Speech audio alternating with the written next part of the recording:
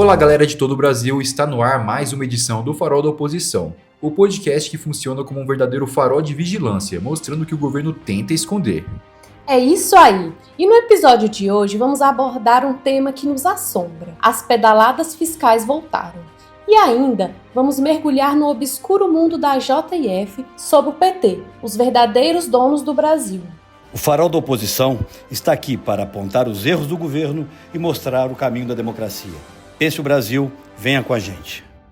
Jéssica, o governo Lula prometeu um novo regime fiscal, o famoso arcabouço. Para quem não ouve e não está familiarizado com o tema, o arcabouço fiscal é um conjunto de regras que deveria limitar os gastos do governo para que as despesas não superem as receitas. Na teoria, parece bonito, mas na prática virou uma peneira. Não controla nada e não gera confiança. Em 3 anos, nunca cumpriu o que prometeu. Cheio de brechas, o sistema se transformou num faz de conta que tenta esconder o descontrole das contas públicas. É o retorno da velha contabilidade criativa, Igor. O arcabouço criou uma banda de tolerância para o resultado fiscal, uma espécie de margem de erro. Na prática, o governo diz o seguinte: se o resultado ficar um pouco negativo ou um pouco positivo, ainda está tudo bem. O problema é que essa margem, que deveria ser uma reserva de segurança, virou o objetivo principal. É como alguém que promete fechar o mês sem dever nada no cartão de crédito, mas cria uma desculpa dizendo: se eu terminar devendo só R$300, ainda está dentro da meta. Aí, em vez de esforçar para zerar a dívida, já planeja gastar os R$300. É exatamente isso que o governo faz. Mira sempre no mínimo possível. Equilíbrio real ou superávit? Nem pensar. E o mais absurdo é que, mesmo com o rombo previsto de mais de 73 bilhões de reais neste ano, o governo vai dizer que atingiu a meta de déficit zero. Aconteceu a mesma coisa no ano passado. O buraco foi de 43 bilhões de reais, mas o governo usou truques contábeis para dizer que o déficit foi de apenas 11 bilhões de reais. É mágica? Não, é irresponsabilidade. Irresponsabilidade com dinheiro público. Entre 2023 e 2026, as despesas acima do limite devem somar quase 400 bilhões de reais, o equivalente a 2 anos de Bolsa Família. E boa parte disso está nas exceções do arcabouço. Essas exceções deveriam servir só em casos emergenciais, como as enchentes do Rio Grande do Sul, mas no governo do PT, elas viraram atalho para acomodar velhas dívidas e bancar investimentos do PAC. E o pior é que vem mais por aí. A regra fiscal manda cortar gastos quando as contas saem do controle. Só que o governo Lula quer fazer o contrário, aumentar despesas com pessoal e benefícios tributários em 2026, justo no ano da eleição. O TCU já classificou essas manobras como ilegais e altamente danosas. É o velho vale tudo eleitoral do PT ressurgindo. O Tribunal de Contas da União também analisou o projeto de orçamento para 2026 e apontou sérios riscos fiscais. O problema está nas projeções otimistas demais de arrecadação, uma maquiagem para tentar mostrar um equilíbrio que não existe. O TCU alertou: há risco real de o governo descumprir metas e fragilizar o novo regime fiscal. E a gente já viu esse filme antes. Com Dilma, as pedaladas fiscais e a contabilidade criativa afundaram o país na pior recessão da história recente.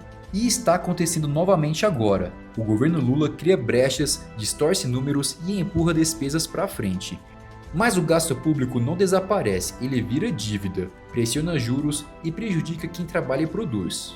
Um governo sério enfrentaria o problema cortando desperdícios, mas com o PT, a solução é sempre empurrar com a barriga. Para comentar esse cenário de irresponsabilidade fiscal e o que ele representa para o futuro do Brasil, vamos ouvir o presidente do ITV, deputado Aécio Neves, do PSDB de Minas Gerais. O governo Lula continua burlando as regras fiscais para gastar cada vez mais. Até o ano de 2026, quase 400 bilhões de reais que o governo decidiu simplesmente esconder do orçamento. Dar menos do que se arrecada é essencial para a economia se estabilizar e voltar a girar, trazendo novamente os empregos perdidos. Na hora, portanto, de unirmos forças para defender o Brasil da má gestão e dos retrocessos. O PSDB já mostrou como o Brasil pode ter responsabilidade fiscal, concluir obras e proteger empregos dos brasileiros. Menos ideologia que nós precisamos e mais competência, mais coragem para fazer o que precisa ser feito.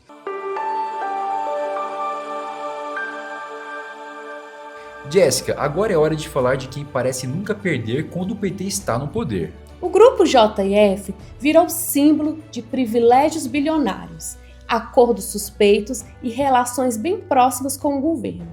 Enquanto o país se afunda em dívidas, tem gente que continua lucrando alto com a velha política. É o velho capitalismo de compadres, Jéssica. O mais novo escândalo é que a JF virou sócia do governo Lula na Eletronuclear. E adivinha o que aconteceu logo depois? A empresa de energia, agora com a JF no consórcio, entrou numa crise financeira e já planeja pedir 1,4 bilhão de reais de socorro aos cofres públicos.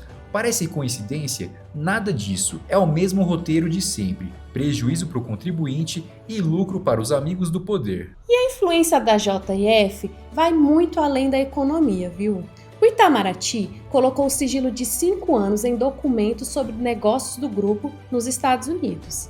E em fevereiro, telegramas sobre transações da JF na Venezuela também foram tornados secretos pelo Ministério das Relações Exteriores. A pergunta é simples: por que tanto segredo em torno de uma empresa privada? E para encerrar, tem mais um detalhe que chama a atenção.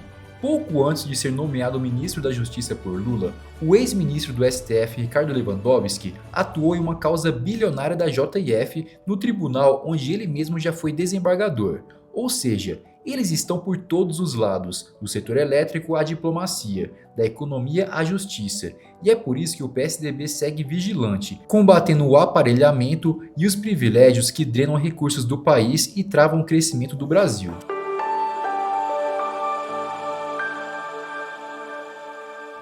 E agora, no nosso giro da semana, vamos falar de um tema que infelizmente nunca sai das manchetes e que é uma verdadeira tragédia silenciosa: o aumento do feminicídio e da violência contra as mulheres no Brasil. Pois é, Jéssica, é um dado que choca. Só neste ano, os casos de feminicídio cresceram mais de 8% no país, segundo dados do Fórum Brasileiro de Segurança Pública. E o mais chocante é que a maioria das vítimas foi morta dentro de casa, por companheiros ou ex-companheiros. É uma tragédia que se repete, enquanto o governo segue sem uma política efetiva de proteção. Um problema tão grave não pode ser tratado apenas com discursos prontos. Por isso, convidamos a presidente nacional do PSDB Mulher, Cíntia Ribeiro, para comentar essa triste realidade e o que precisa mudar de verdade. Não há como normalizar o assassinato de mulheres. O aumento do feminicídio é um retrato cruel da omissão do Estado e da falta de políticas públicas efetivas. Falta estrutura, falta investimento e, principalmente, falta vontade política. É preciso agir com urgência, gente. Mais casas de acolhimento, mais delegacias especializadas e apoio psicológico para essas mulheres.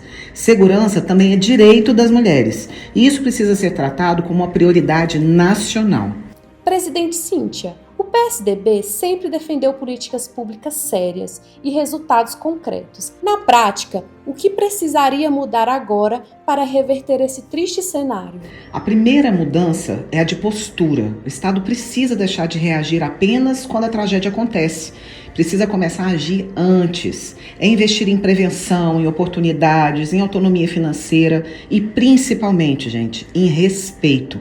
Nenhuma mulher pode se sentir sozinha diante da violência. O PSDB Mulher defende uma política séria, permanente e eficiente em termos de proteção às mulheres. Porque combater o feminicídio é defender a vida, a dignidade e o futuro do Brasil.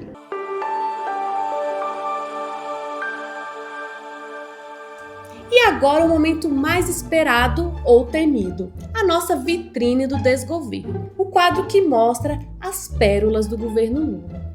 E o destaque de hoje foi um verdadeiro vexame internacional. Durante uma coletiva de imprensa em Jacarta, na Indonésia, o presidente Lula soltou mais uma de suas frases polêmicas. Ele disse que os traficantes são vítimas dos usuários, enquanto falava sobre o combate às drogas no Brasil. Toca aí, editor. Vitrine do desgoverno. Os usuários são responsáveis pelos traficantes, que são, vítimas dos usuários também. É inacreditável. O presidente, ao invés de focar no combate ao crime organizado e na proteção das vítimas, inverte a lógica e transforma o criminoso em vítima. É uma narrativa que desconsidera a dor e o sofrimento de milhões de famílias afetadas pelo tráfico e pela violência. E essa não é a primeira vez que o presidente Lula relativiza a culpa dos criminosos, ignorando as vítimas da criminalidade. Toca aí, editor. Eu não posso ver mais jovem de 14, 15 anos assaltando e sendo violentado, assassinado pela polícia, às vezes inocente ou às vezes porque roubou um celular. O presidente minimiza o roubo de um celular, mas a realidade é que, meio à rotina de quem trabalha ou circula nos centros da cidade, a sensação de insegurança é constante. De acordo com o Anuário Brasileiro de Segurança Pública, cerca de 480 mil celulares foram furtados no país em 2024. O roubo de celular no Brasil deixou de ser apenas uma questão de segurança pública para se tornar um negócio bilionário que movimentou cerca de 22,7 bilhões de reais. E o mais grave é que muitos desses assaltos levam à morte de inocentes que reagem ou são vítimas da violência gratuita. A fala do presidente Lula é um desserviço à sociedade, pois desvia o foco do problema real e passa a mensagem de que o crime compensa. Fica a reflexão para os nossos ouvintes. Um governo que não consegue proteger seus cidadãos e que ainda por cima defende criminosos está no caminho certo? O PSDB defende a lei, a ordem e, acima de tudo, o direito do cidadão de bem de viver em paz. E assim encerramos mais uma edição do Farol da Oposição, o podcast que mostra o que o governo tenta esconder e te ajuda a entender a política de verdade. Semana que vem a gente volta com mais informação. Siga a gente nas redes sociais, comente o que achou e o mais importante, não se deixe levar pela fumaça dos extremos. Até a próxima. O Farol da Oposição está aqui para apontar os erros do governo e mostrar o caminho da democracia. Pense o Brasil, venha com a gente.